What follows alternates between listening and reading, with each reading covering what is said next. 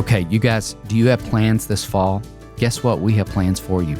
September the 13th, fall in Nashville is amazing, and we would love, if you live out of state, for you to come be with us and experience the beauty of Tennessee and a whole day of learning. We're hosting a conference called Raising Capable Kids. Jump on our website, check out the show notes for a link, and we'd love to see you there.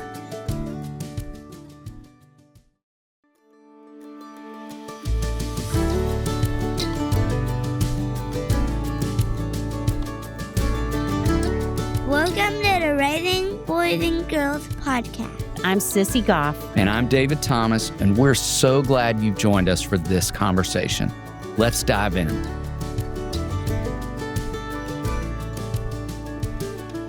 Adam Doleac is a critically acclaimed singer, songwriter, and rising country music star, taking the Nashville scene by storm with his unique signature sound. Born in Hattiesburg, Mississippi, Doleac initially chased his big league dreams with a baseball scholarship to the University of Southern Mississippi, but soon realized his true calling was creating music. Self-taught on multiple instruments, Doleac became proficient in guitar, drums, and piano, and soon decided to leave the sports world behind to pursue a music career. Adam spent several years penning lyrics for notable names including Kane Brown, Lainey Wilson, Dan and Shay, Nate Smith, Gabby Barrett, Darius Rooker, Hootie the Blowfish, and more. In 2017, his self-titled debut AP produced gold-certified song Famous and was followed by his debut album, Barstool Whiskey Wonderland, released in 2022. With over 500 million audio and video streams to date, Doleac's soulful voice and heartfelt lyrics have won over a legion of fans and audiences across the globe. We convinced Adam to bring his delightful wife, MacKinnon, with him, and together we talked about everything from the Enneagram to a song that brought Thomas Rhett to tears. You will love this conversation with Adam and Mac Doleac. Y'all, we are so excited to have you on the podcast. So honored y'all would join us. We have been talking about it and hoping to get you all for a long time. So we're really grateful. We're happy to be here. Yeah, excited to be here. Always fun to talk about combined music and family, and also fun to have Mac on with me. I do these by myself all the time. This is only her second podcast ever. So fun. And easing her in. Which we should put a link to in the show notes, was some friends of all of ours. Which is so fun. Sean and Andrew. Mm-hmm. Well, let's start off with y'all talking a little bit about your story, how you met, how you found your way to the work you're doing, your family, all those things. Yeah. Well, I'll start with Mac and how we met. We met in 2017. Mm-hmm. February. We met on the 27th. I saw her on the 23rd. Wow. I'll explain that in a minute. So I went out to this little place called Aurora. It was like a live streaming acoustic, kind of imagine VH1 couch sessions is what they did, but they would stream it to anywhere in the world. So you could have a concert there and you could watch it anywhere, which now seems completely normal. In 2017, no one was doing that. Yes. So I went out, and it was, what was it, Jacob Bryant? Mm-hmm. That's who was playing? Yep. Jacob Bryant was playing, and I only knew a couple people there, and I saw MacKinnon, who was working. She was the event manager for the studio. And so Stormy Warren from SiriusXM, don't know if you guys know him. He was a DJ on Sirius. Now he runs Garth Brooks' radio channel. But he was one of the few people there that I knew, and I saw them talking. And so I was like, hey, Stormy, who is this girl you're talking to? And he said, well, her name's MacKinnon. It's actually funny you ask. I think you guys would really hit it off. But she's got a boyfriend, unfortunately. And so I'm like, okay, whatever. And the night kind of comes to an end. I go to leave, and I walk back in to air quote pee because I wanted to run into her one or two times, and I was gonna tell her like, hey, I know you have a boyfriend. Just wanted to say you're beautiful or something cheesy like that. Yeah. And basically never ran into her. So I went back in a couple times and just failed. And so we were standing outside about to leave, and one of her employee friends at the studio walk out and give me and my group of friends these brochures with kind of awkwardly. She was like, we have to hand these out before you leave. I was like, okay. And I was walking to the trash can to throw it away and look on the back, and there's a phone number. And so I asked my buddies, I'm like, do y'all have a number on the back of yours? Like, no. And so I got back in touch with Stormy and said, is this MacKinnon's number? And he was like, yes, it was. And so I actually ended up, that was a Thursday night. I was leaving Friday morning to go to Fairhope, Alabama. And so I texted her that night, and we still have a screenshot of this text. Yeah, we do. But I texted her and said, I hope there's a MacKinnon on the other end of this line. And I loved her name. I never heard that name before, ever, MacKinnon. It's really pretty. And years later, come to find out, everybody in her family is named MacKinnon. So Large family. You walk into the family, it's like they're all there. But I said, hey, I don't want to talk to you over text at all. I'll pick you up Sunday night.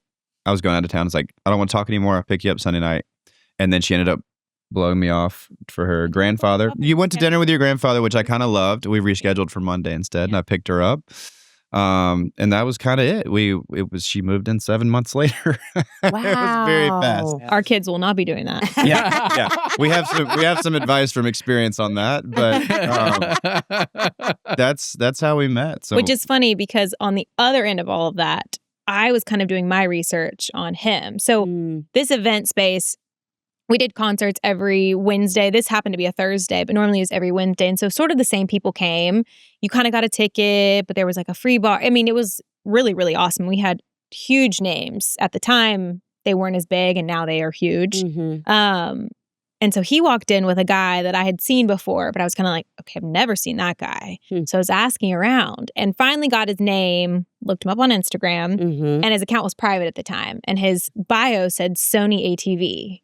So my knowledge, I was like, oh, like I guess he, like either sells ATVs, rides ATVs. Had no idea that meant he was in the publishing songwriting world.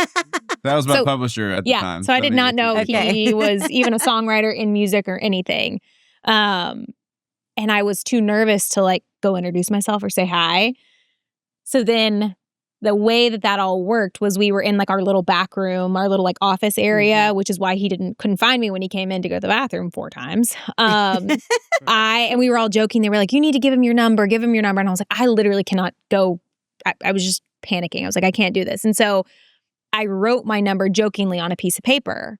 And then my coworker she was the one that took it out. So I wasn't going to give it to him as a joke. And then she kind of like snuck out there and gave it to him. And so that's kind of how all the like behind the scenes happened. So we were both trying to figure it out. Yes. And it worked out. It was funny because you were about to move. She went to college at TCU in Texas. Yeah. And so she was like weeks away from moving back because most of her good friends from college are still there. And she was single. And by the way, we still don't know why Stormy said she had a boyfriend. I was single. We've never got to the bottom of this. Very single. You're kidding. And apparently Stormy knew this. Oh. So 2 weeks or a week prior, Stormy and I, he did this event for us all the time.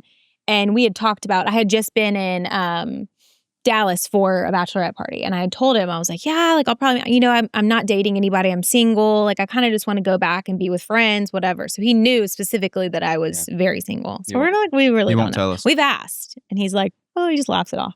So we don't know. You don't know. But it was definitely like fascinating. God's timing thing because she was about to move back to Texas kind of out of giving up on Nashville. I had literally just given up any female interaction at all for Lent. I was like, you know what? I'm not going to speak to a woman for Lent this time around because I felt like I had dated everybody and just nothing was working. And I was like, I think this was like 4 days into Lent or something. You didn't make it very far. Yeah. I didn't make it far at all. So that was 8 years ago. Wow, y'all. Yeah. And since then, we've gotten married, had a baby. Yeah, we've had a lot. We've had a lot happen. what's his name? Jack. Jack Doleac. And his middle name is my name, so Jack MacKinnon. Doleac. Great Shortens name. to Jack Mac Doleac. Yeah, so it rhymes. Awesome. Yeah. It's a songwriter name for Good. sure. That's a great name. Yes. But yeah, it's been fun. I put music out for the first time June of this year, and we met in February, the year we're talking 2017, about. Yeah. So she's been with me the whole time. Like wow. all the peaks and valleys and then all that stuff she's so seen. fun. It still blows my mind sometimes when I think back to the earliest songs. We'll be like telling a story, and sometimes I'll turn to her and be like, yeah, that was back before. Never mind. That wasn't before you. That wasn't before. Like nothing was before her. No. So, yeah. Crazy. So yeah, that's kind of how we met. And as far as my world goes, music was not. I was not like, the 4-year-old child who wanted to sing my whole life at all. I played all the sports, and actually, I think when I was 12 or 13 years old, I quit everything, decided I wanted to be a golfer. So me and my dad, every weekend of junior high and high school, were on kind of like now on tour, but on different kind of tour. Like every weekend we go to a different golf tournament. I'd plan it, me and Dad in the hotel room, me with a sound machine as loud as it'll go because my dad snores as loud as you can imagine. And so I did that, ended up signing a full ride to play golf my junior year of high school. My friends talked me into playing baseball my senior year of high school. Had a good year, got offered a baseball scholarship by Southern Miss, which is in my hometown, Hattiesburg, Mississippi. And kind of decided, well, I can play golf till I'm 90. I might as well go play baseball. They were top 25 in the country. I was like, this shouldn't be happening. I played baseball for 1 year and I'm getting a scholarship, so we should follow this. Wow. And I did. So I called the golf coach back, said, never mind, I'm taking a baseball scholarship. He goes, you play baseball? I said, no, but I just started a few months ago. And so that led to, really all of these things led to me even being here today and meeting Mac and being married and all these things. But that led to me 3 years later, I was walking into the College World Series. I got to play in the College World Series. And after baseball was done, I had a couple offers to play minor league baseball. And in the meantime, I've played drums my entire life since I was 2 years old. My dad played, my older brother played. And so always loved music, but I'd never done anything else. And my teammates and roommates on the baseball team all played acoustic guitar, probably to try and get girls in college. Like that's what the acoustic guitar is for, I feel like. And so I had been kind of picking their guitars up and noodling around, and they kept telling me like, hey, you have a really cool voice. You should sing in front of people. And I said, please no, that sounds terrifying.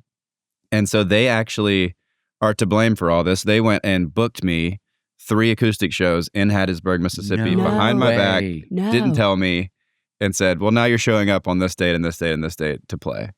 Wow. And so I was trying not to do it. They kind of pushed me into it. And then once I did it, fell in love with it. And so when I got drafted to go play minor league ball, it was that or moved to Nashville, and ended up moving to Nashville instead. So I've kind of hopped from golf to baseball to music. And then luckily music is stuck and we're still here 10 years later. So wow. How nervous were you that first show? Very, because they all sold out, and not because I was any good. I was terrible at singing, but they knew me from baseball. So like all the baseball people just came to hang out at the, the first baseman who was going to be singing that night.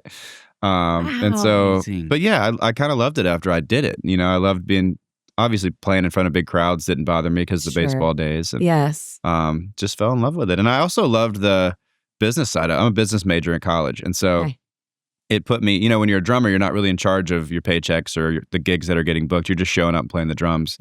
But with this, I kind of showed up, played a couple hours, made a good bit of money, had a blast. And I'm like, okay, we could do some more of this. And so my business brain started working that way too. And so I've enjoyed being kind of in charge of that side of it and the creative side of it too.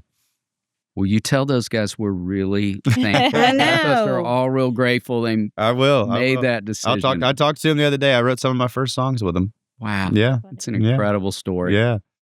And now a quick break to hear from one of our incredible sponsors who make the podcast available. Sissy, I am loving my new Lagoon pillow. So am I. I can tell it's helping my sleep, and I need all the help in that department that I can get because having a new puppy that wakes at dark 100 means I don't get a lot of sleep. I'm with you. Good mornings start with optimal sleep, and Lagoon pillows are made just for that. They're customizable, supportive, and will have you waking up feeling your best at whatever time of morning that might be. Your pillow is the thing you lay your head on for 8 hours a night. And if it's not exactly right for you, it can lead to needless tossing and turning, or worse, have you waking up with that unrelenting kink in your neck each morning. I was matched with the Whale. It's a cooling pillow because I run hot at night. I got matched with the Otter. It's a cooling and supportive versatile pillow. Waking up for my morning routine has never felt better. I'm refreshed and pain-free thanks to my Lagoon pillow.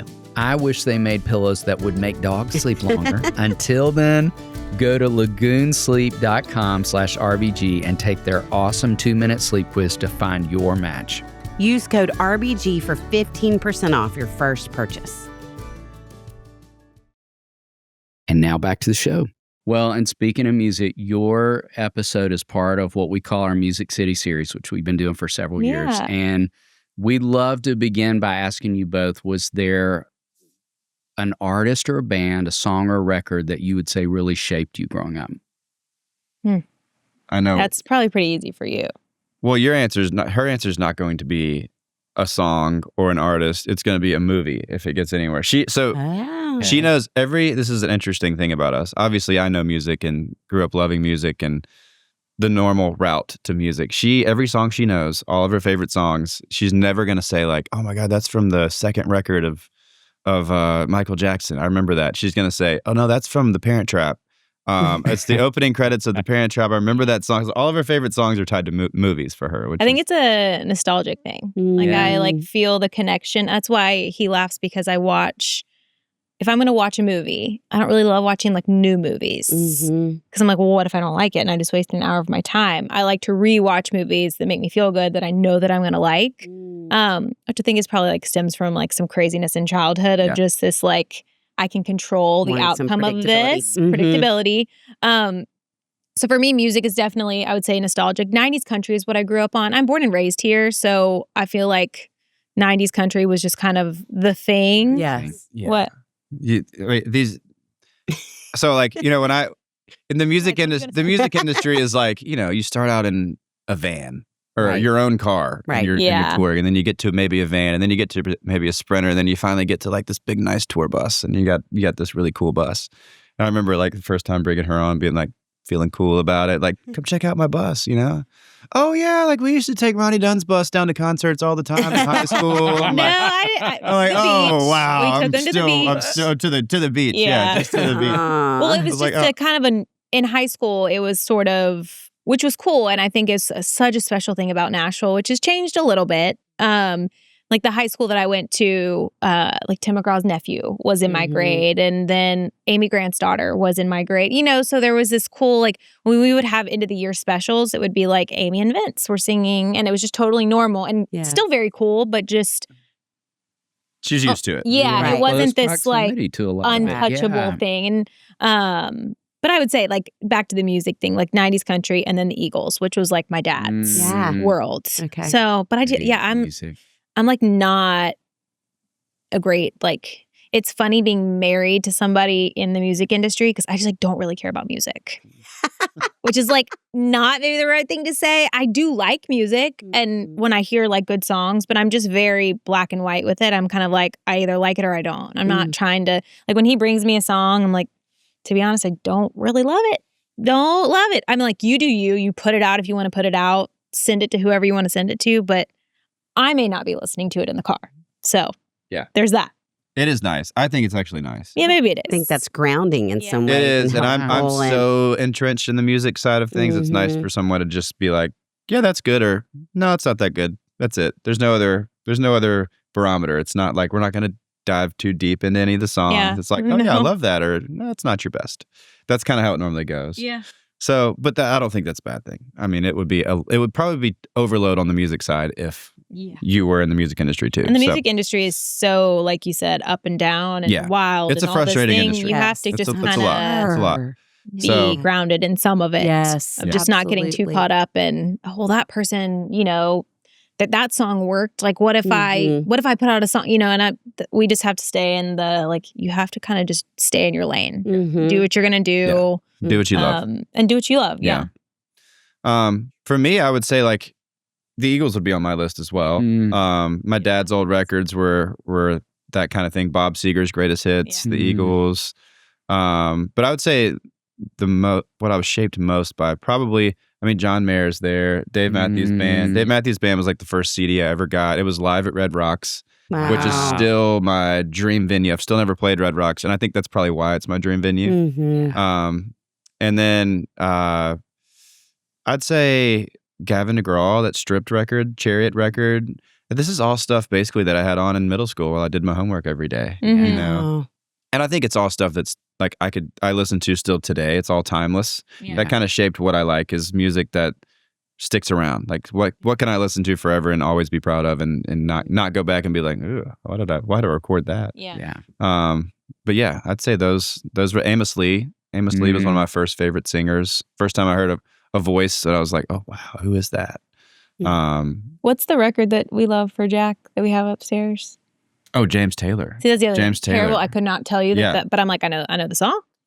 Well, James but Taylor is the author Jack's or the favorite. artist is hard for me. Other Yeah. than his dad. Great Yeah. taste. No, I know. no, He's got good no. taste. He got great You know, taste. it's funny. We've never ever played a children's or kids song for Mm-mm. Jack. Not once ever. Like he just Wow. loves my songs. Yeah. So anytime he's in the Great. car or crying, we just put on. Right now, it's Dream House, and I you mean, put it I on. listen It's to just it. dead silence. It's one of those songs where now we listen to it so much, I like forget that it's on. It's just kind of there. We've But I listened mean, to it a if you lot. look at my Spotify, that's gonna the be our number only one song Yeah, it's the this only year, song for I sure. listen to. Wow, Yeah. that's so So- fun. Love that, you all. It's good news. He likes dads. He Yeah. loves music. Yeah, yeah, Sweet. yeah.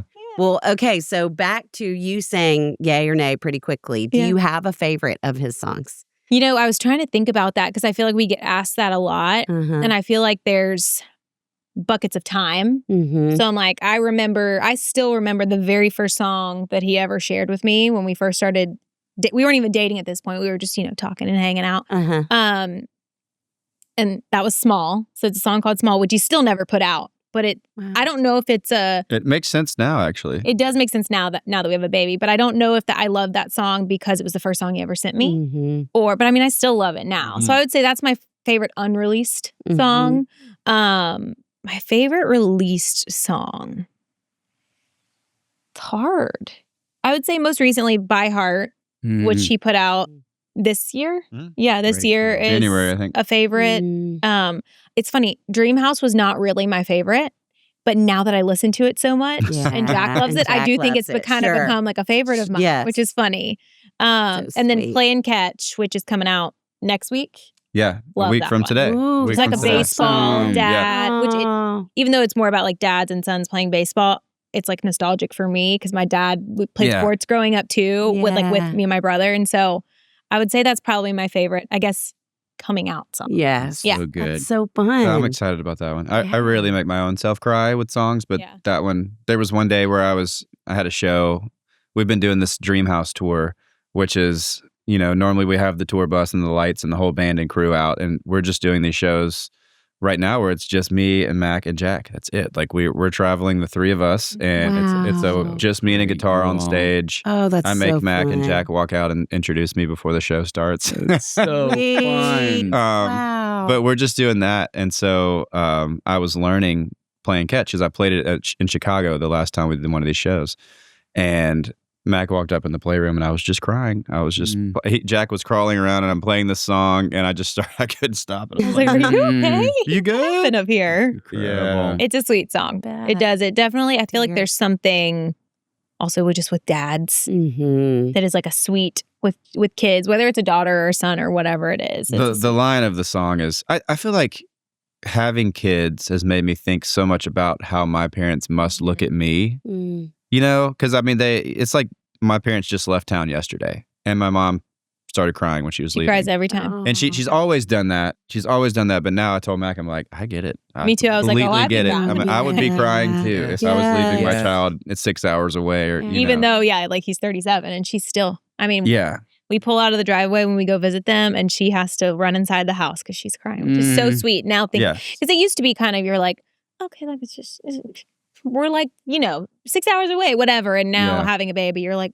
oh, It Yeah. makes sense. in like a I weird can start way. leaving him Makes for an sense. hour. yeah. Yeah. So that's what this song is about. It's like the whole line of the song is, he was catching up and I was just playing catch.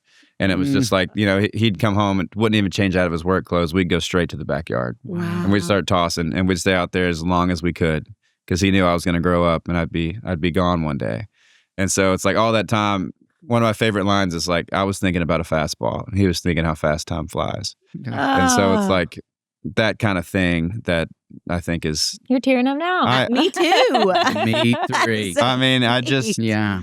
Wow, Adam, I love that. It is really sweet. Yeah, I think that's my favorite too. And it's that level of I can see him and Jack, but I can also see mhm. him and his dad. And it works. Yeah. Yeah, I think it works for mamas and yeah, daughters anybody. and Yeah. any parent trying to spend the time they have with their kid. Yes. It's so sweet because as a kid you don't realize any of that stuff. Right. So that's what it's kind of realizing that is what this song is. I'm like, I want to start crying. I'll send it to you. I'll send I'm it like, to you maybe we need guys. to move on. Please, and we'll link to If it. you want a good Yeah. cry, if you want a It's good cry good. later, It's today, really I'll wait shoot to over hear to you. it. Yeah. Well, I cried over your last song. We're going to talk about that in a couple of minutes. We're working our way there. But before we do, we'd love to ask you, like, you have toured in all these places. You've had these incredible opportunities. Is there one in particular that left you thinking, like, what in the world has happened kind of moment? You know, I think it's kind of a similar question to when was the moment that you made it? You know, kind of that thing. And there isn't like, I haven't had a ton of, oh my goodness, like I did it, or how did we get here moments. I think the biggest thing for me is like when I first started playing in these little bars in Hattiesburg, if you'd have told me that I would be at the spot that I'm in right now, that would have been, I would have told you like, no way that'll ever happen. Like that would have been hugely making it, right? That would have been like, I cannot believe that I got here. And so obviously now that I'm in the spot, I still want to go way, way further. Red and you Rocks. keep moving the goalposts. Yeah, Red Rocks. Right. Red Rocks, yes. Red Rocks, here we come. But I think it's more of that for me. Is like, I wouldn't say there's a city or a specific show or anything like that. There's obviously really fun stuff like the Ryman or the Opry, or like the other night I was just hanging in the room with the green room with Vince Gill at the Opry. Wow. You know, and Jack's crawling around on the floor, and I'm like, well, this is pretty cool. Yeah. Because again, back to my dad's vinyls, like I have the Pure Prairie League vinyl Yeah.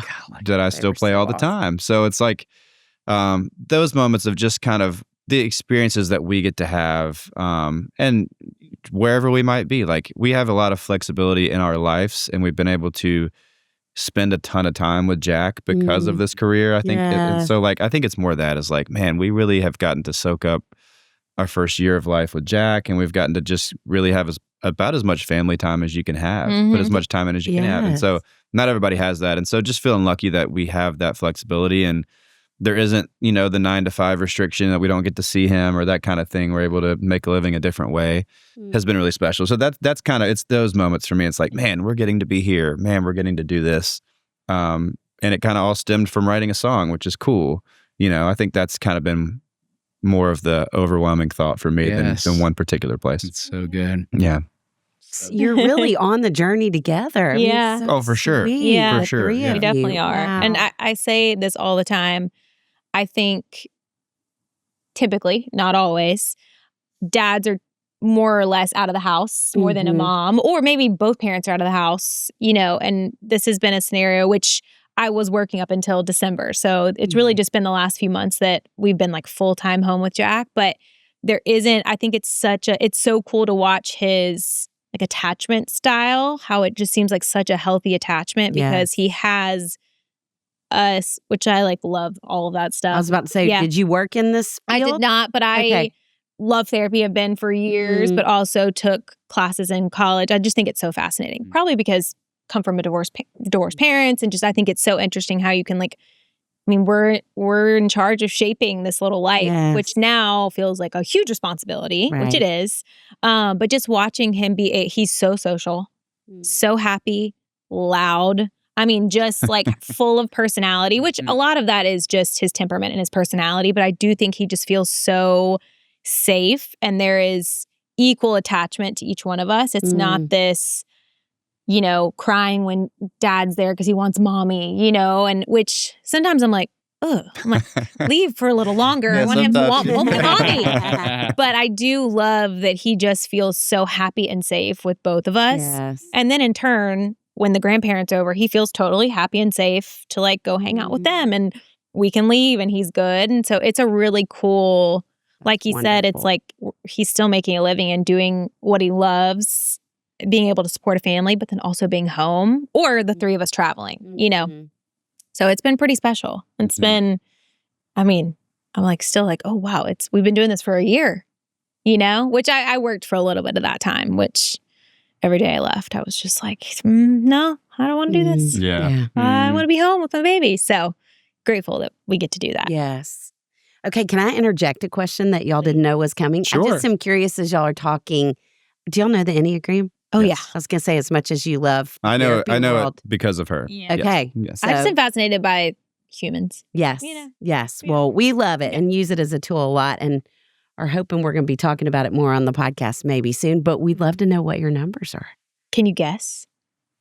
We're not supposed to. You're not allowed to predict. Yeah. You're not supposed to. I am a 6, the loyalist, and then he's a 3. Mm-hmm. 3-wing 2. 3-wing 2. Yes. Yeah. 2 is the Helper. Yeah. Mhm. Yeah. Mm-hmm. I don't really know what my wing is, but I'm a strong 6. Strong wing 6. six. You're strong 6 Yeah. and I'm a strong 3. Yeah. Okay. But Which, you, if you look up on the Enneagram, which relationships work, it basically says 3s and 6s are either going to be incredible or just brutal. basically, Like- if you're Oh, yeah. healthy, it's good. And if Healthy. you're unhealthy, When healthy, it's fantastic, and when not healthy, it's like, oh my god. and we're like, yep, that checks. That checks out. So Yeah, check it good, out. y'all. Yeah. That's hilarious. But I do love, I think it's fascinating, which we talk about this a lot. Like, I think the Enneagram is important to kind of understand, but it doesn't identify. It's not the only identifier. Because I do feel like Yes. it's kind of a fad for a while Yeah. where people were like, ooh, what's your Enneagram? And I'm like, Yes. can we just like have a conversation? And Right. then we can like get to the Enneagram Right. thing. But I do think Right. it's cool. And you can kind of, which is, for me, the loyalist is very like, I'm kind of a ride or die. Mhm. Which is good for you, especially somebody who's chasing this thing Yes. all the time. Yeah. Also very stubborn, also worst case scenario, all of the like not so great things that come with a 6, but We're kind of opposite. he's the opposite. Mhm. Well, I'm- I just want to say, though, I have a little sister who's a 6, but I think 6s are delightful. Agreed. I think so too. I Yes. think 6s can be Agreed. really Explain great. why you think that. Rude. I'm kidding. Yeah. Well, if we were to jump back to music for a minute, we want to talk about Bar Named Jesus, Mm.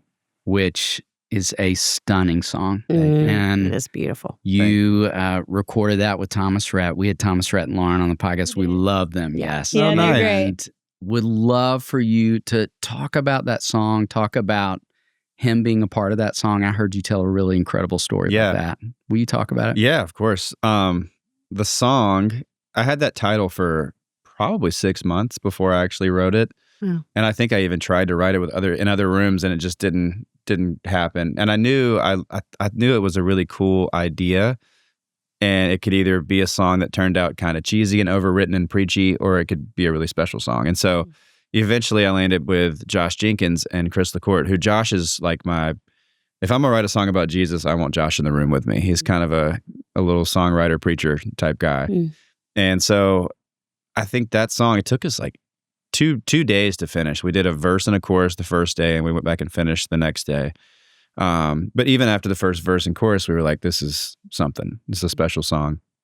And we took it kind of more so line by line, because again, we didn't want it to be preachy. And so we were like, all right, I think the first line we got was, where the well ain't whiskey. We're like, that's relatable. That's really relatable. And it don't run dry, and there's always room for one more inside. And that just every single line, piece by, almost like a puzzle, was like, all right, that works. That works. Because we didn't want to seem judgy or preachy or anything like that. We wanted somebody to hear this song, and maybe they hadn't talked to Jesus in a while, and they wanted to talk to Jesus again. That was kind of the whole thing. And so I think what resulted in me feeling so strongly about this song and how special it was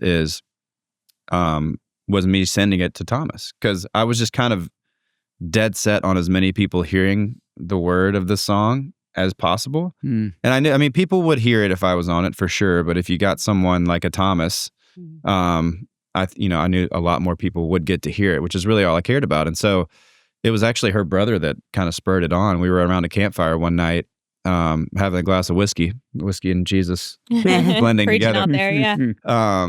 And I showed him the song. He's somebody that I play songs for, and this is well before it was out. And he almost started crying and kind of had the reaction that you guys had. And he goes, you have to send that to Thomas. And he knows Thomas and Lauren from their Love One missions, and he leads a group out there, and knew Lauren better than he knew Thomas. But he had his number, and it was like 10:30 at night. I'm like, all right, well, I'll try. And so I texted it to him that night, and would love to say that he texted me right back, but that would be a lie.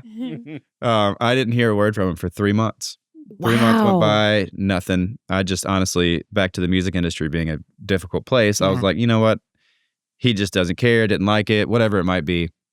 And then 3 months later, it was like 9 a.m. We were playing with Jack in the living room, and my phone rings, and I had put his number in my phone that night and says, Thomas Rhett. I'm like, okay, interesting. And so I stepped outside and answered, and Thomas was crying. on the phone. Wow. And I've never spoken to Thomas on the phone ever. This is our first interaction. So I'm like, are you okay? What's going on? And he ended up telling me he'd finally, he's a superstar and has 4 girls, and it just took him 3 months to get around to listening to Bar Named Jesus, and he finally did. And so he was driving down Hillsborough Road over in Green Hills.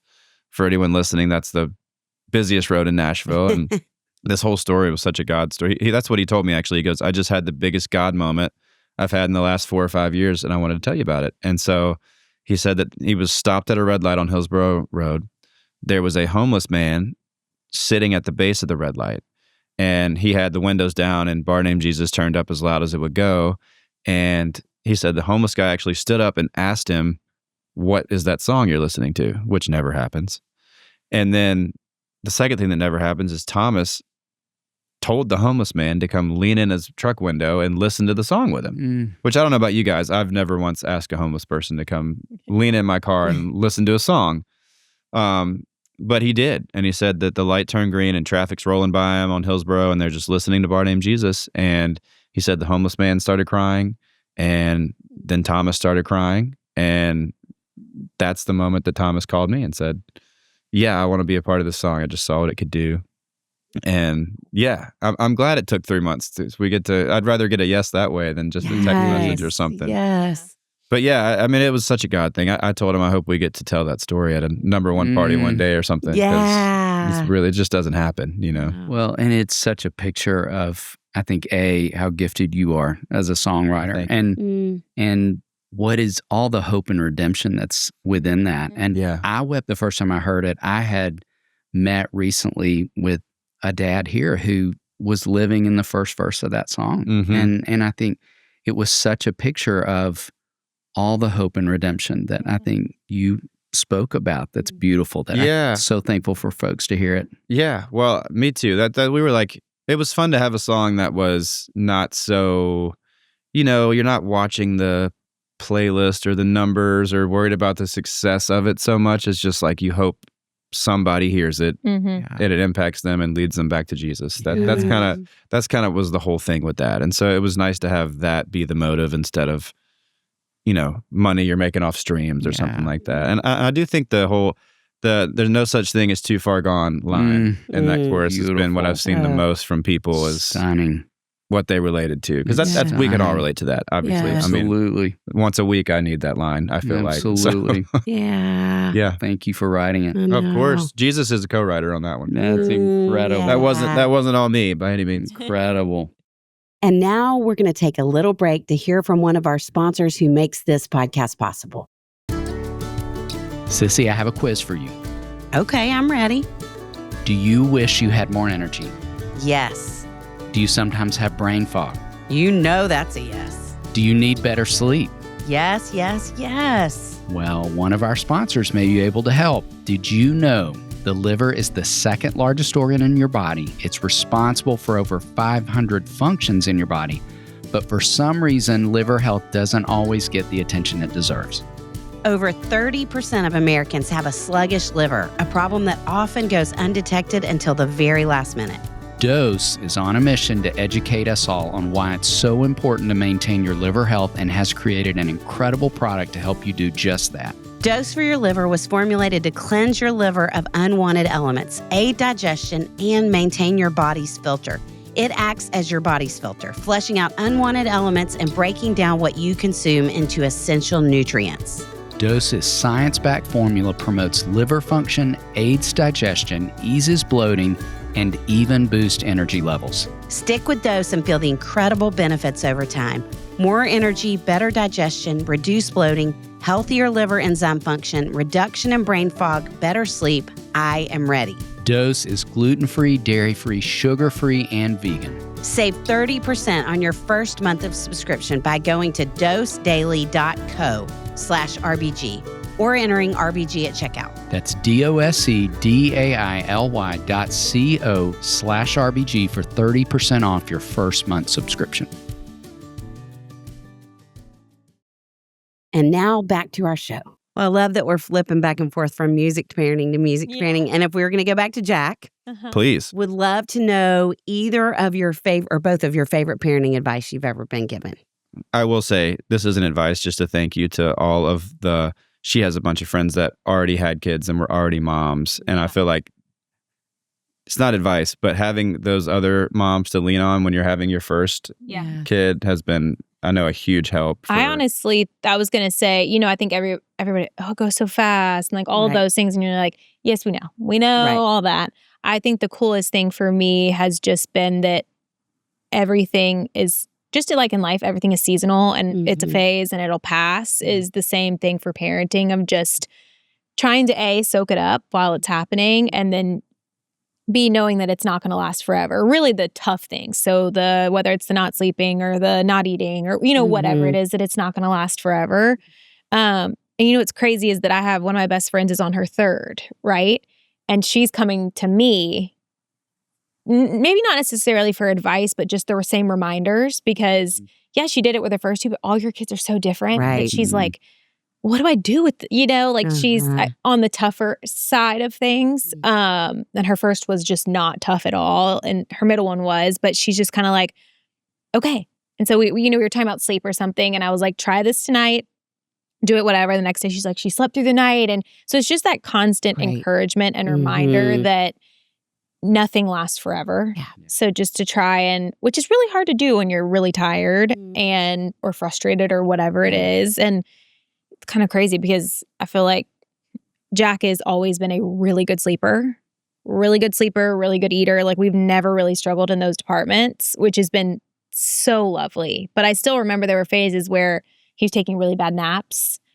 And it's the reminder that like, okay, he's taking really bad naps, but just remember, you still get 12 hours at night. And it's like, oh, you're right. So just that constant like kind of pulling back and looking at it from a different perspective and realizing that, I mean, you really are living in the good old days. Like it really is the best thing ever, even if it's wearing you thin sometimes. So I would just say that I think overall just that everything passes. Great. Doesn't last forever. Yeah. Which is also terribly sad. I'm like, I know, it's the good or the bad. Doesn't last forever. Yeah. Okay, building on that, we believe kids are really great teachers. So what would you each say is something you've learned from Jack recently? For me, it's slow down. I was about to say. I mean, I am perpetually moving and always do. And even if I'm not doing anything, I'm 5 steps down the road in my head of things I'm about to do. I never stop. And so perspective wise, having Jack has been really great for me. Just as far as just focusing in on what really matters. He's like the greatest motivator to work and provide, and also the worst motivator to work and provide because I never want to leave him. I want to hang out with him. And, but also it's the best motivation to get out there and try to keep building this thing to where he can be comfortable and taken care of. And so I think just slowing down. I left Sony. I was signed at Sony label until the end of 2023. And since then I left and was really unhappy and it was a hard decision, but I did. And it's been life-changing for us because I went back to owning my own music and being independent and being able to provide in that way. And so since that day, really, we've just kind of been running the music side of things the way that we want to, with owning the music and doing the Dreamhouse tour, just the 3 of us acoustic out there. And it's really been great. And so I think just prioritizing him and our family in every single decision, it's been easier for me to do since I've had Jack, because I think I used to say probably yes to when you're trying to make it in the music industry and the labels are saying, you got to do this. And everybody's like, yeah, sure. If that'll help. I think the moment of being like, you know what? No, like, does it help the 3 of us? Is this best for us? Has been just really nice and clear on everything. It's like, if it's yes, great. If it's no, great. Don't overthink it. That's what it is. And so just slowing down for me and him putting everything in a perspective is pretty great. Yeah.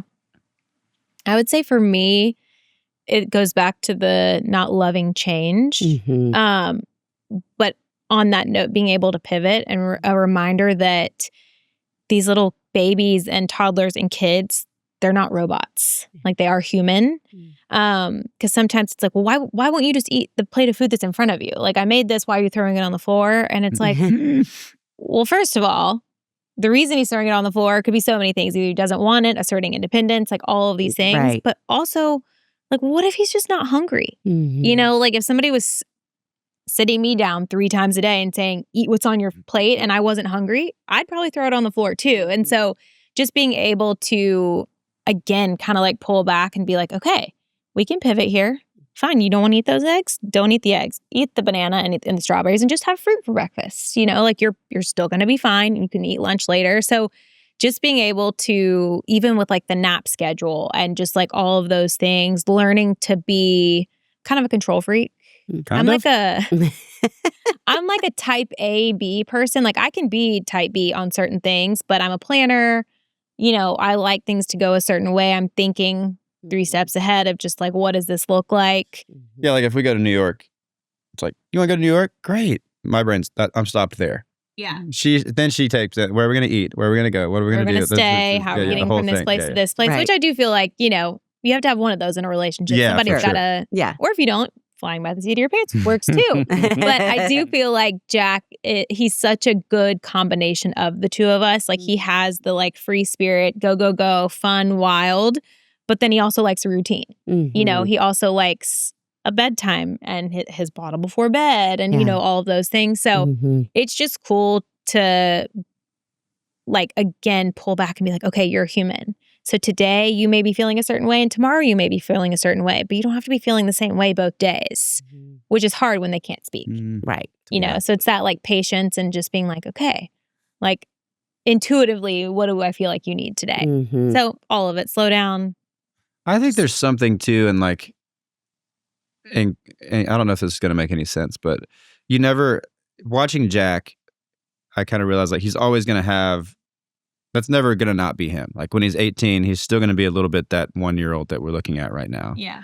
And so, and that applies to me, like 37, I'm still a little bit of that kid that my parents watched grow up. Yes. And so like the way that you speak to people or him or really anybody, I think it just has made me think like it should always be encouraging. And especially the way you speak to yourself, because I think I know I am super hard on myself. Worst critic is me for sure. But like, would you have told, you couldn't imagine telling this 1-year-old anything like you're not good enough, or you can't imagine doing that. So why would you grow up and tell yourself those things? Like you should just, I think being encouraging, maybe most importantly to yourself, is something that I've learned from just watching him, because I don't think that kid ever goes away in us, you know? Yes. And so just continuing to speak encouraging things into your own brain and your in your relationships, I think is important. It's something I've kind of picked up on. It's so good. Madeline L'Engle is an author. She wrote A Wrinkle in Time. Y'all might have. Oh, Yeah. yeah. But she, in a book for adults, said, we are every age we've ever been. Yeah. Yeah. It's exactly that idea. Yeah, we certainly are. Which is really, I mean, it's super cool to just, you are kind of like raising. I do feel like the hardest part for me, because I think in parenthood, you're also reparenting yourself of like, naturally as parents, you're kind of like, okay, if there was something you didn't love as a child or didn't love, you know, growing up, it's kind of like, okay, I want to do that differently. Yeah. But it's also making sure you don't go too far the other way. So finding that balance, and then So much also wisdom being there. to understand your parents of like, okay, they did the best that they could. Yes. That doesn't mean that I maybe want to do it exactly that way. Yes. Maybe want to do something a little different. But, you know, we try and be very present with Jack, which is funny because even in our childhood and even going back, like cell phones weren't really a thing. And now they are so prevalent in your life and you don't even realize it. And he's pretty vocal. Like if you are on the phone and he's around, he will scream it. He will just scream because he's like, hello, put that thing down. You know, I'm here to hang, here to play. So it is just kind of retraining your brain to be like, okay, I need to be here and I need to be focused here. And that's been the coolest thing for me, to be home with him. My parents worked, which was also a wonderful childhood. I grew up with my grandmother too. She would pick us up from school and my parents would pick us up. And that was the coolest relationship. I mean, she was my best friend. And so it's like, no matter what, it's all going to be okay. Yeah. And it's just kind of doing your best and Wait trying a to second. like Now you've taken my stance on things. raise these babies. That is my stance on parenthood, you know? I'm like, there are things that you can do to like facilitate it and help. And, all of that. But No, I'm just glad it was recording, so we have it. yeah, We have it forever. yeah. It's on yeah. record. Yeah, it's on record. Well, we're sad to be coming to an I end of this conversation know. because y'all, this has just been delightful. It It's really so fun. has, Thank you too. for having us. Thank Yeah. you. Well, we would love for folks to know. I mean, I don't know how much longer the tour's lasting, but where can they find and follow along with all the things that are happening? Well, the tour is just ever growing. So we're doing Ooh. them almost like pop-up shows. So we're announcing them one at a time. So Oh, it's like cool. every couple of weeks I'll announce a couple new ones. Like we're going to Washington, D.C. in 2 weeks for the next show. Okay. So, and then Omaha's after that. And then we'll announce a couple more in a few weeks. So they're just Okay. kind of, it's not your normal, here's 20 dates. Yes, Yeah. that's fine. Because So the where do idea is they're people- small. They're small and then, Intimate. intimate. And so you can get that they sell out quick, but it's a really cool experience for everybody, which Yes. is fun. But Yeah. everything, AdamDoleac.com. Adam Doleac is my tag on Instagram or Facebook and any of that stuff. So Okay. that's where all the info is. And, it's hard not to find stuff these days. So you just type in, even if you misspell Adam Doleac, I think it'll still pop up. Oh, It should be. And we want to so encourage folks to find and follow you for sure. In fact, Mhm. I was thinking the fact that we're recording this for summer, Adam, I was thinking one of the things I love about your music is you have that amazing gift of writing really thoughtful, meaningful songs like Bar Named Jesus, and also incredibly fun, like windows down music Yeah. that is so awesome to listen to. Like Yeah. you do all of it so well. Well, and thank so you. Yeah. if folks need a playlist, reach out to us here. We're going to give you all the things you need to download immediately. But find all the great stuff you're putting out in the world. And we're so grateful you guys would come spend this Mhm. time with us. Yes. Oh, we've had a too. blast. Thank you Yeah. for having Oh, us. we've loved it. Yeah. And we end every episode with something fun and food related. So we move from the substantive to the silly. So we've got a 2-part question. Part 1 is queso or guac, and part 2 is what's your favorite taco? Ooh, I can answer that. Queso for sure. Okay. Love queso. My favorite taco, I would have to say, Can I clarify? Is this place or type of taco? You can purchase, prepare. You've got so much Oh, freedom okay. in how you Okay. approach this question. I would say my favorite, if I'm going out taco, is a cheeseburger taco. Ooh. Taqueria del Sol had the best cheeseburger taco, which, they've changed. The restaurant is still there now, and they Yes. still have the cheeseburger That's taco. right. Oh, they do. Yes. I didn't know Yes. that. So Okay. different name and all that, but the menu is close to being the same. So Wow. cheeseburger taco. Okay. Okay. Yeah. Great to know. I'm gonna go guac over queso. Really? Yeah, I'm gonna go guac. I have a bit of a guilty food conscience. Like if I'm gonna eat something forever, guac is both like a treat and also not that bad for you, which I love. And I'm gonna say she makes baked tacos in the oven where she takes the taco shell and puts the ground beef in there with some cheese, and you actually put them in the oven and bake them, and then she makes this kind of guac-ish avocado crema. Jalapeno crema that you spread on top, and then you put some Wow. hot sauce and some.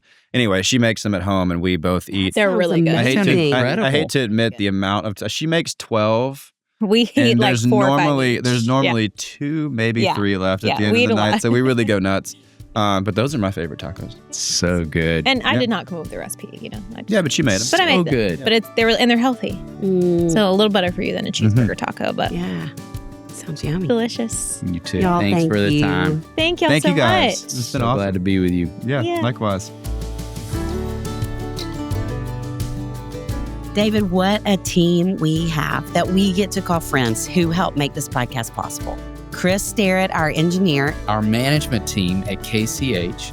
and we are thrilled to be a part of the That Sounds Fun network. Our music was created by the insanely talented Dave Haywood of Lady A. And if this podcast felt helpful to you, please consider subscribing, liking, sharing, all the things. We are grateful for you and cheering you on always.